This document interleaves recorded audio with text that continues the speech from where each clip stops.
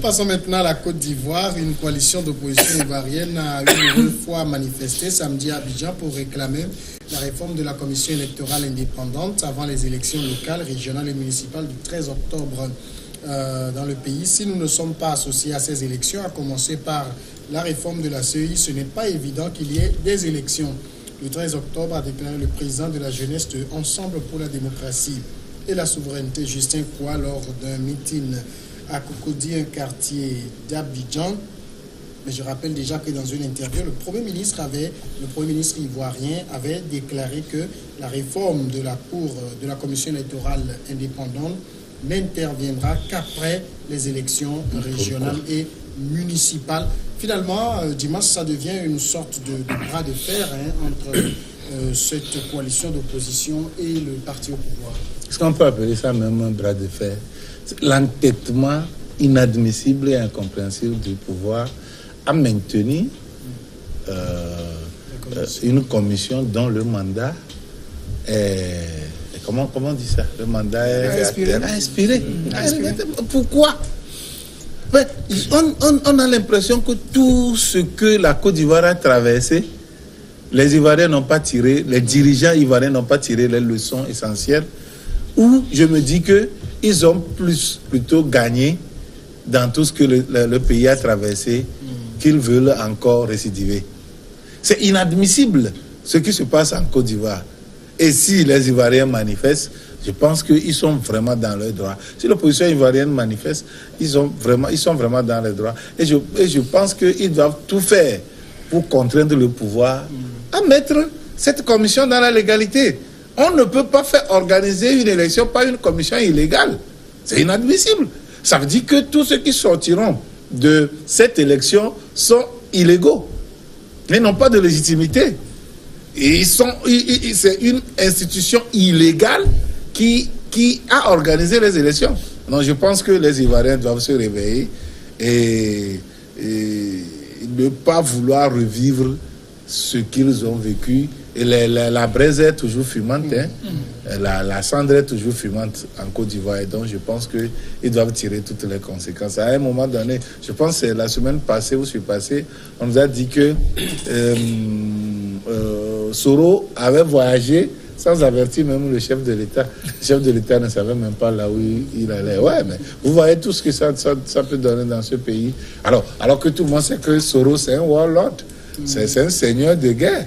Hein? Et quand il va encore secouer comment on dit ça, faire le spectre de la guerre, eh bien, je pense que les gens vont s'inquiéter. Donc je pense sincèrement que les Ivoiriens doivent se réveiller. Ça ne coûte absolument rien de respecter la loi. Docteur Iou, finalement, est-ce que ça se comprend? C'est le refus des autorités ivoiriennes à réformer la CEI, parce qu'il y a même une décision de la Cour africaine, je crois, qui a demandé à la CEI de s'exécuter.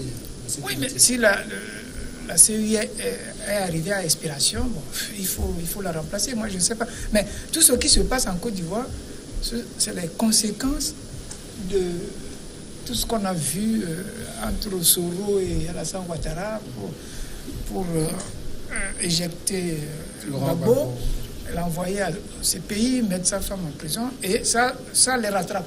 Vous allez voir ce qui va se passer. Il va avoir une scissure complète. Il y a déjà une scissure entre les deux, ça se voit. Et là, ça va être vraiment une bouillabaisse pour les prochaines élections.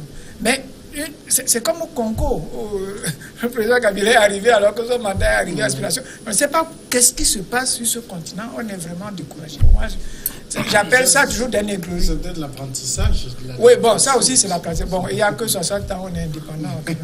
Donc disons que c'est peut-être l'apprentissage, mais il faut que ça s'améliore quand même, parce que nous voyons des modèles chez les Blancs, chez les Asiatiques, mais les Japonais qui sont déjà faits. Donc on n'a qu'à copier. Moi je pense que sincèrement, David, c'est pas pour te couper, c'est pas pour te priver de parole, mais je pense que les intellectuels africains n'ont pas fait leur travail. Ils ont raté le coche en acceptant de copier bêtement la démocratie à l'occidental. Ça ne s'emboîte pas là, ça ne s'embrique pas. Ça ne sied pas parfaitement à ce que nous vivons en Afrique. Ouais, ça c'est sûr. si réellement nous devons appliquer la démocratie à l'occidental, pourquoi ça ne marche pas? Ça ne marche pas parce que ça ne nous sied pas. Pourquoi ne pas faire les choses comme ce que font les orientaux? Vous allez maintenant en Orient, en Extrême-Orient ou en Moyen-Orient, ce qui se passe là-bas, eux-mêmes ils appellent ça démocratie. C'est les Occidentaux qui les qualifient de dictature, ceci, patati patata. Quand vous allez à la Chine, vous voyez qu'il y a de la tenance, tout bouge. Hein? Mais seul l'Occident dit que ce qui se passe là-bas, c'est la dictature. Mais tout bouge correctement. Le multi, c'est-à-dire que comment je peux dire ça, la multiplicité des idées, la divergence des points de vue, tout cela se fait au sein d'un seul nom. Ne te lève pas surtout pour dire que toi tu es dissident, pour faire autre chose que ce qui peut se faire au sein du parti. Et donc au sein de ce parti, c'est-à-dire que quoi? C'est maintenant que Xi Jinping a sauté le verrou. Hein? Sinon, comment la Chine est organisée? C'est-à-dire que dans le groupe des 7 là, celui qui devait remplacer le président en cours est déjà connu. Et il est dans ce groupe des 7 là. Il suit le président de près. De façon à ce que quelqu'un d'autre ne vienne pas remettre en cause tout ce qui est en train d'être bâti. Et donc,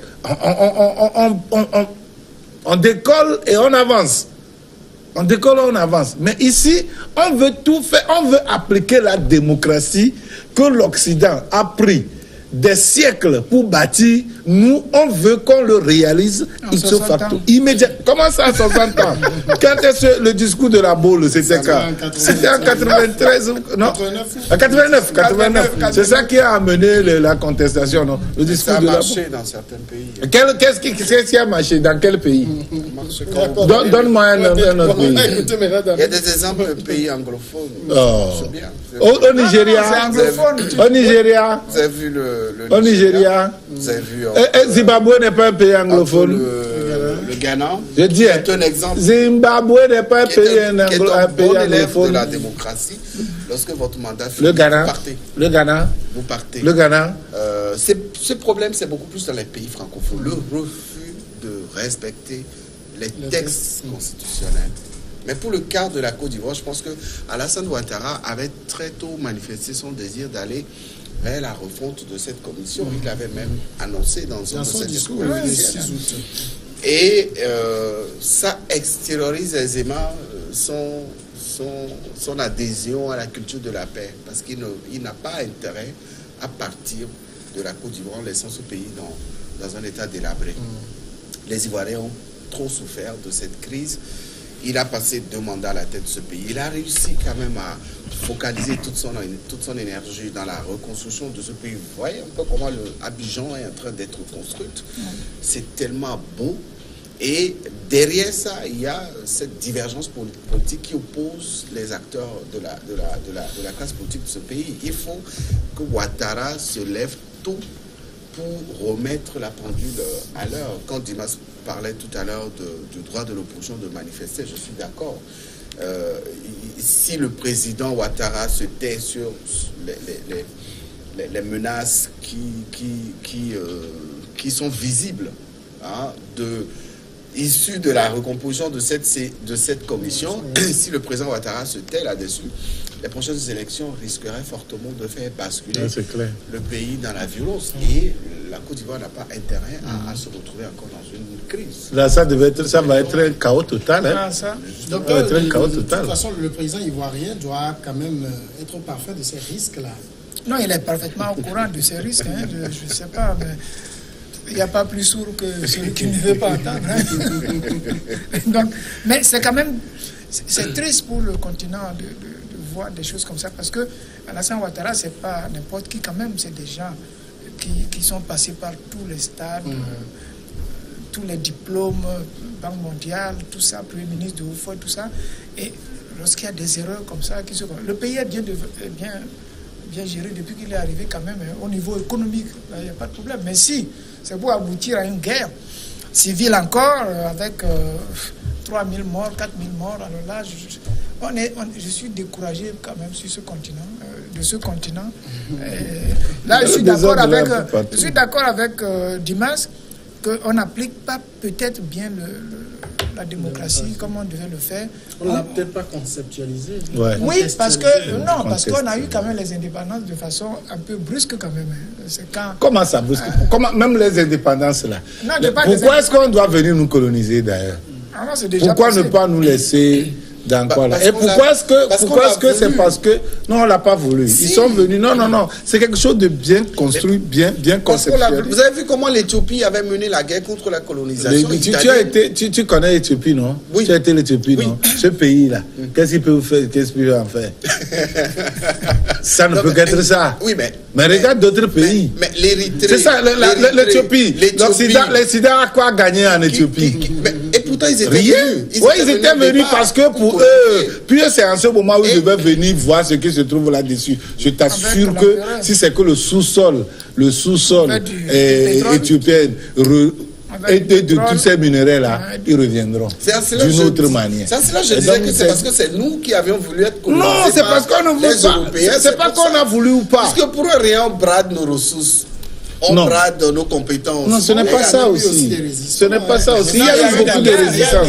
Il y a eu beaucoup de résistance. Et un peu partout au Togo. C'est eux qui ont écrit l'histoire, hein. Mais quand même, ils ont pu parler de nos résistants. Ça veut dire que si les nôtres devaient même parler réellement, vous allez voir ce qu'on a montré aux Blancs et autres ici dans nos pays. Vous voyez, mais ils étaient supérieurs. Vous savez, l'histoire, c'est toujours cyclique. Quand l'Égypte était Égypte, à l'époque où l'Égypte rayonnait, nous allons en Occident, en Orient, déporter des gens venus. On régnait comme ce que les États-Unis font aujourd'hui. Mais... Et c'est tout. Après, ils sont venus, ils ont tout détruit, ils ont tout cassé. Vous savez, on a perdu aussi beaucoup de généraux et de stratèges de guerre dans la mer Rouge, dans le naufrage de la mer Rouge. Là, l'histoire là est réelle. Et quand vous allez en Égypte, vous vivez tout ça et on vous raconte preuve à l'appui. Et au jour le jour, d'année en année, on sort toujours des reliques de ces faits-là pour prouver qu'il y avait eu quelque chose qui s'est passé comme ça. Et donc, on a perdu beaucoup de stratèges là-bas. Ça a permis à ce que quand l'évasion est venue, ils étaient venus facilement nous détruire et dynamiter, voler nos recherches. Voler surtout nos recherches scientifiques, repartir avant. Et ils sont venus avec l'esclavage qui a tout pillé. Donc on ne peut pas tout nous imposer. Vous savez, quand vous êtes aussi faible. Nous opposer plutôt, j'allais dire.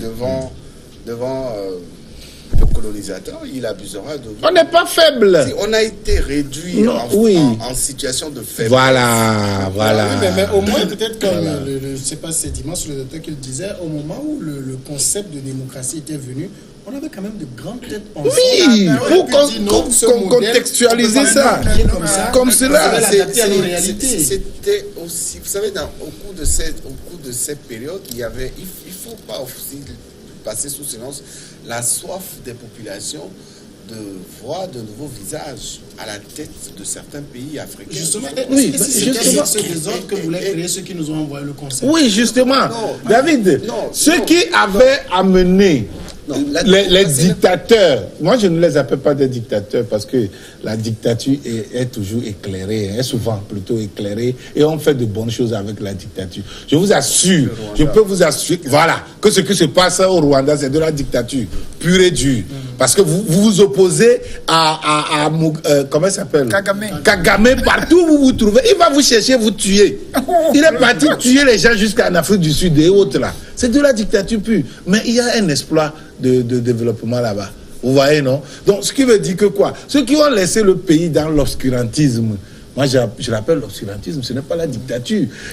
C'est un truc qu'on te tue systématiquement, on détruit tout. Et on ramasse tout de notre pays pour donner à l'Occident. La pause et puis on revient après sur le dernier sujet.